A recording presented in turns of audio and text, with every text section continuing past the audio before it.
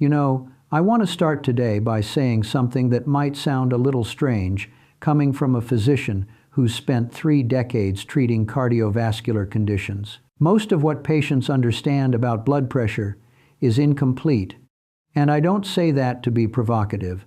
I say it because I've sat across from thousands of people, good people, conscientious people, people who take their medications exactly as prescribed, and I've watched them struggle with a condition they were never really helped to understand. Here's what I mean. When someone comes into my office with a blood pressure reading of 148/94, the conversation usually goes something like this. Your pressure is elevated. We need to bring those numbers down. Let's start you on medication, and we'll check back in a few weeks. And that's fine. That's standard care. But what gets lost, what almost always gets lost, is the why. Why is the pressure elevated in the first place?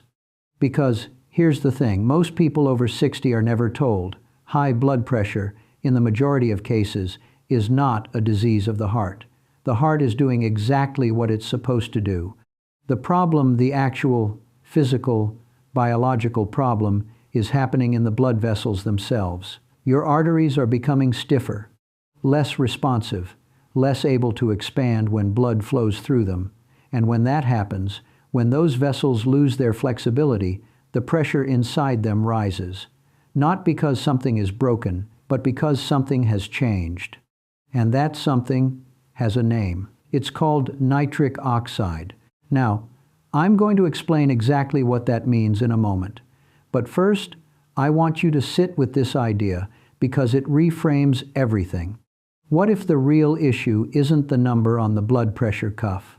What if the real issue is that your blood vessels have quietly, gradually, lost the ability to relax? What if there's a molecule, one your body makes naturally, that's supposed to keep those vessels soft and supple, and what if that molecule declines as you age, slowly, silently, in ways that don't show up on a standard lab test? And here's what really interests me after all these years. What if certain vegetables, not exotic supplements, not experimental drugs, just ordinary vegetables, could help restore some of that function? I've seen it happen. I'm going to tell you about patients I've followed for years. But more importantly, I'm going to explain why it happens. Because once you understand what's actually going on inside your arteries, you start asking very different questions. And those questions matter. So let's begin where we should have begun decades ago, with the blood vessel itself. Most people think of arteries as pipes, rigid tubes that carry blood from the heart to the rest of the body. And in a purely mechanical sense, that's true. But it misses something essential. Your arteries are alive. They're lined with a single layer of cells called the endothelium. Now, this layer is extraordinarily thin, so thin that for years, researchers didn't think it did much of anything. It was just there, a kind of biological wallpaper. But starting in the 1980s, and I remember this shift vividly, because I was in residency at the time, we started to realize that the endothelium was actually the most active tissue in the cardiovascular system. It wasn't passive at all. It was constantly sensing, responding, signaling, and one of its most important jobs, producing nitric oxide. Here's what nitric oxide does, in plain terms. It tells the smooth muscle cells wrapped around your arteries to relax. When those muscle cells relax, the artery widens slightly. Blood flows through with less resistance. Pressure drops naturally, elegantly, without force. This happens thousands of times a day. Every time your heart beats, every time blood pulses through a vessel, healthy endothelial cells release nitric oxide. It's a moment-to-moment regulation system, beautifully designed, incredibly efficient. And here's the problem. As you age, particularly after 50 or 60, your endothelium becomes less effective at producing nitric oxide. The cells themselves become damaged. Oxidative stress accumulates, inflammation increases, and gradually, the signaling weakens. Your arteries don't relax as easily as they used to. The smooth muscle stays contracted. The vessel walls stiffen. blood meets more resistance, and pressure rises. Now, let me be clear, this isn't the only mechanism. There are other factors: sodium retention, kidney function, hormonal changes. But in my experience, endothelial dysfunction, this loss of nitric oxide signaling, is the unifying thread in most age-related blood pressure elevation, and it's almost never discussed. I want to tell you about a patient of mine. I'll call her Margaret. Margaret was 67 when she first came to see me. She'd been on blood pressure medication for about 8 years, amlodipine, a calcium channel blocker. Her numbers were reasonably well controlled, usually around 134/82. Not perfect, but acceptable. But Margaret didn't feel well. She was tired all the time. Her feet were always cold. She had this vague sense of not quite being herself, like she was operating at 70%. Her previous doctor had told her this was just aging. "You're in your late 60s, he'd said. "What do you expect?" And I understand that response. It's easy to attribute everything to age, but something about Margaret's case bothered me. Her blood pressure was controlled. But was she healthy? I started asking different questions. I asked about her diet. I asked about her activity level. I asked how she felt when she walked upstairs, not whether she could do it, but how it felt. And slowly, a picture emerged. Margaret's circulation was poor. Not in a way that showed up on a scan. Her major arteries were open. No significant blockages. But the microcirculation, the tiny vessels that feed tissues and organs, wasn't functioning well. Her endothelium had aged. Now, I didn't run a specialized test for endothelial function. Those exist, but they're not routine. I was working from clinical intuition, from patterns I'd seen over decades. And I told Margaret something I don't say lightly. Her blood pressure medication was doing its job, but it wasn't addressing the underlying problem. The underlying problem was vascular stiffness, loss of flexibility, reduced nitric oxide availability. And there were things she could do, not instead of medication, but alongside it, that might actually help restore some of that function. This is where we need to talk about dietary nitrates. Now, I know how that sounds. You hear nitrates, and you might think of processed meats, or those little pills people take for chest pain. But dietary nitrates, the kind found in vegetables, are something different entirely. Here's the biology. Certain vegetables, particularly beets, arugula, spinach, celery, and various lettuces, are extremely high in inorganic nitrate. When you eat these vegetables, the nitrate enters your bloodstream and eventually reaches your saliva. Yes, your saliva. In your mouth, there are specific bacteria on the surface of your tongue that convert that nitrate into nitrite. Then you swallow, and in the acidic environment of your stomach, some of that nitrite converts into nitric oxide. But here's where it gets interesting. The nitrite that doesn't convert immediately enters your bloodstream, and throughout your body, especially in tissues where oxygen is low, that nitrite can be converted into nitric oxide on demand. It's a backup pathway. Your endothelium is one source of nitric oxide, but dietary nitrates provide another. And as endothelial function declines with age, this dietary pathway becomes increasingly important. I find this remarkable. Not because it's complicated, it's actually quite elegant, but because it's so rarely explained. When was the last time a doctor told you that eating arugula might actually improve your blood vessel function? That beets contain compounds that can lower blood pressure through the same pathway your body uses naturally? These aren't fringe claims. There's solid research behind this. Studies showing that beetroot juice can lower systolic blood pressure by 4 to 8 points in some individuals. Studies showing improved exercise tolerance, better oxygen delivery, enhanced vascular responsiveness. And yet, it's almost never part of the clinical conversation. I want to go back to Margaret for a moment. After our initial discussion, she started making some changes. Not dramatic changes. She wasn't interested in overhauling her entire life, but she was willing to experiment. She started eating a small beet salad 3 times a week, usually with arugula, sometimes with spinach. She didn't love the taste at first, but she found ways to make it work: a little olive oil, some goat cheese, lemon juice. She also started walking more. Not power walking, not training for anything. Just moving, 20 minutes in the morning, most days. 6 weeks later, she came back for a follow-up. Her blood pressure was about the same, maybe slightly lower, but within the normal variation. That wasn't what struck me. What struck me was how she looked. She had more color in her face. Her feet weren't as cold. She said she felt more alert, more present, like something had shifted. Now, I want to be careful here. I'm not claiming that beets cured Margaret. That would be irresponsible. What I am saying is that something changed when she started supporting her vascular health through diet and movement, something that the medication alone hadn't accomplished. And I've seen this pattern repeat, not in everyone, not dramatically every time, but often enough that I pay attention. Let me explain something about how nitric oxide actually works in the blood vessel, because I think this helps clarify why these strategies matter. When nitric oxide is released near a smooth muscle cell, it penetrates the cell membrane and activates an enzyme called guanylate cyclase.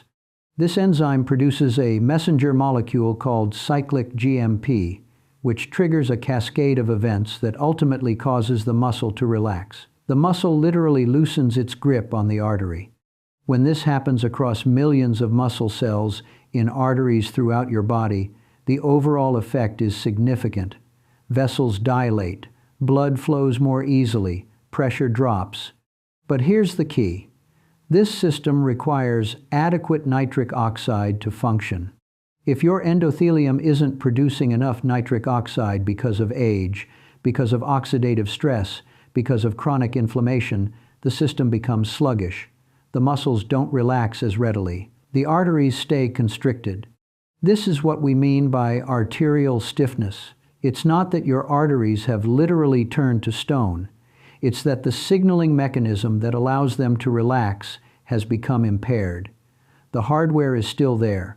The software has bugs. And blood pressure medications, most of them, work by different mechanisms. Calcium channel blockers prevent muscle contraction. ACE inhibitors reduce the production of a hormone that constricts vessels. Diuretics reduce fluid volume. These approaches are valuable. They work, but they don't restore nitric oxide signaling. They work around the problem rather than through it. Which is why I believe dietary and lifestyle approaches matter so much.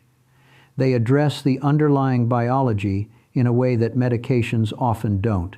Let me talk about the oral microbiome for a moment, because this is genuinely fascinating and almost completely overlooked. Remember those bacteria on your tongue that convert nitrate to nitrite? They're essential. Without them, the dietary nitrate pathway doesn't work. And here's the thing. If you use antibacterial mouthwash, the kind that kills oral bacteria, you can actually inhibit this conversion. There's research showing that people who use antiseptic mouthwash regularly have higher blood pressure, on average, than people who don't. That might sound implausible, but it makes perfect biological sense. You're wiping out the bacteria that help produce nitric oxide. I'm not saying you should never use mouthwash, but I am saying that these connections between oral health and cardiovascular health, between bacteria and blood pressure, are more profound than most people realize. The body is integrated. Everything affects everything else. This is something that modern medicine, with its tendency towards specialization and fragmentation, sometimes forgets. The cardiologist focuses on the heart. The dentist focuses on the teeth. But the mouth and the heart are connected through mechanisms we're only beginning to fully appreciate. Another patient comes to mind. I'll call him Robert. Robert was 71, a retired engineer. Very analytical. He wanted data, evidence, mechanisms. When I explained the nitric oxide pathway to him, his eyes lit up. This was the kind of explanation he'd been looking for. He'd been on blood pressure medication for 12 years. His numbers were fine. But he had this persistent fatigue that no one could explain. His doctors had ruled out anemia, thyroid dysfunction, sleep apnea. Everything came back normal. But Robert didn't feel normal. When I described endothelial dysfunction to him, this gradual loss of vascular responsiveness, he nodded slowly. "That actually makes sense," he said. "My vessels are aging. They're not doing their job the way they used to." Exactly. Robert was particularly interested in the nitrate-rich foods. He started incorporating them systematically because that's how Robert approached everything. He tracked what he ate. He monitored how he felt. He even bought a home blood pressure monitor and took readings at different times of day. Over about 3 months, he noticed his afternoon readings were consistently lower. He also noticed that he had more energy in the mornings. His feet weren't as cold when he woke up. Were these changes dramatic? No. Were they meaningful to Robert? Absolutely. And here's what I found most interesting. Robert became more engaged in his own health. He stopped seeing blood pressure as a number to be managed and started seeing it as a signal, a window into his vascular function. That shift in perspective matters. It changes the questions you ask. It changes the choices you make. Now, I should address something that might be on your mind. If dietary nitrates are so effective, why doesn't every doctor recommend them? Why isn't this standard advice? There are several reasons, and I'll be honest about them. First, time. Most clinic visits are 15 minutes or less. There's barely enough time to review medications and check vital signs, let alone explain the biochemistry of nitric oxide production. Physicians are overwhelmed. They default to what's efficient, which usually means prescriptions, not conversations about vegetables. Second, training. Medical education, particularly when I went through it, focused heavily on pharmacology. We learned drugs. We learned mechanisms of action. We didn't learn much about nutrition or lifestyle interventions. That's changing somewhat, but slowly. Third, skepticism. Some physicians are genuinely skeptical of dietary approaches because the evidence, while growing, isn't as robust as evidence for medications. They're waiting for larger trials, longer follow-ups. That's a reasonable position, even if I don't entirely share it. And fourth, incentives. I'll just say this plainly. There's no pharmaceutical company funding research on spinach. There's no sales representative promoting arugula. The economic structures of medicine favor interventions that can be patented and sold. I don't say this bitterly. I understand why the system works the way it does. But I think patients deserve to know about approaches that might help them, even if those approaches don't have a billion-dollar marketing budget behind them. Let me talk about movement for a moment. Physical activity enhances nitric oxide production through several mechanisms. When blood flows faster as it does during exercise, it creates shear stress on the endothelial cells. This mechanical stress is actually a signal. It tells the endothelium to produce more nitric oxide. Regular movement keeps this signaling pathway active. It trains the endothelium to respond. It maintains flexibility. And here's the key. It doesn't have to be intense. I've seen patients benefit enormously from walking. Just walking, 30 minutes a day, most days of the week. Not running, not cross-training, just consistent, gentle movement. The effects are cumulative. Over months, endothelial function improves. Vessels become more responsive. Blood pressure often stabilizes, sometimes to the point where medication can be reduced. I want to be careful here. I'm not advising anyone to reduce their medication without consulting their doctor. That decision needs to be made individually, based on comprehensive assessment. But I have seen it happen, under proper supervision. People who needed less medication because they supported their vascular health through other means. This is the kind of outcome that doesn't make headlines. It's quiet, gradual, unspectacular. But for the individual patient, it's transformative. I think it's worth reflecting on what we mean by treatment. In conventional terms, treating high blood pressure means lowering the number. That's the goal. That's the metric by which we judge success. But I'd like to suggest a different framing. What if treatment meant restoring function? What if the goal wasn't just to lower pressure, but to help blood vessels do what they're supposed to do? When you approach it this way, the conversation expands. You start thinking about endothelial health, about nitric oxide signaling, about circulation and flexibility, about how the body adapts and how you can support those adaptations. This isn't alternative medicine. This isn't rejecting conventional care. It's complementary. It's comprehensive. It's what medicine should have been all along. I've been practicing for over 30 years, and if there's one thing I've learned, it's this. The body is remarkably resilient.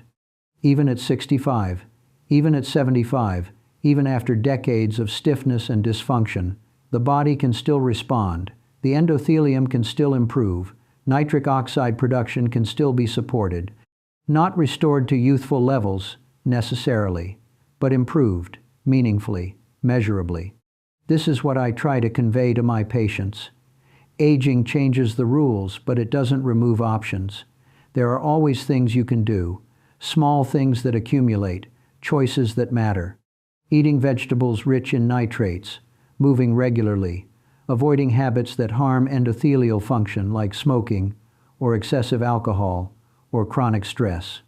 These aren't miracle cures. They won't reverse decades of arterial aging overnight, but they support the body's own mechanisms. They work with biology, not against it. And sometimes that's enough. Sometimes that's the difference between feeling 70% and feeling 85%, between cold feet and warm feet, between fatigue and energy. I want to mention one more thing about those vegetables. The conversion of nitrate to nitrite depends partly on chewing. When you chew thoroughly, you mix the food with saliva and you extend the contact time with those tongue bacteria. This might sound trivial, but it actually matters. I've had patients who started drinking beetroot juice, concentrated, powerful stuff, and didn't notice much benefit. Then they switched to eating actual beets, slowly, chewing thoroughly, and they felt the difference. The delivery mechanism matters. How you consume these foods affects how well they work. Similarly, consistency matters more than quantity. A small serving of nitrate-rich vegetables every day is probably more effective than a large dose once a week. The body responds to regular signals. It adapts to consistent inputs. This is a general principle that applies beyond nitric oxide. The body isn't designed for occasional heroic efforts. It's designed for steady, sustainable patterns. Walking every day beats running once a month. Small salads throughout the week beat one giant salad on Sunday. Habits compound. That's the lesson. As I come to the end of this discussion, I want to leave you with a few thoughts. First, blood pressure is a signal. It's telling you something about your vascular health. Don't just treat the number, try to understand what's driving it. Second, your arteries are not pipes, they're living tissue. They can stiffen with age, but they can also respond to care. Nitric oxide is a key part of that responsiveness, and it's something you can support through diet and movement. Third, medication has a role. I prescribe it regularly. It saves lives, but it's not the complete answer for most people. The complete answer includes understanding your body, supporting its natural functions, and making choices that protect your vessels over the long term. Fourth, small things matter. A salad with arugula, a 20-minute walk, chewing your food thoroughly. These aren't dramatic interventions, but they're meaningful ones. They work with your biology. They add up. And finally, ask questions. Ask your doctor about endothelial function. Ask about arterial stiffness. Ask what you can do beyond medication to support your cardiovascular health. You might be surprised at the conversation that follows. Or you might not. Some physicians aren't ready for these discussions, but the questions are still worth asking. They signal that you're engaged, that you're curious, that you want to understand your own body. That's the starting point for real health. Not passive compliance with prescriptions, but active participation in your own well-being. I've seen what happens when patients take this approach. They feel more empowered. They make better decisions. They age more gracefully, not because they've found a magic bullet, but because they've found a different relationship with their own physiology. That's what I wish for all of you watching this. If you have experiences with blood pressure medications that helped, lifestyle changes that made a difference, questions that your doctors couldn't answer, I'd be interested to hear about them. These conversations matter. They help all of us understand this condition better. Thank you for your time today. Take care of your vessels. They're taking care of you.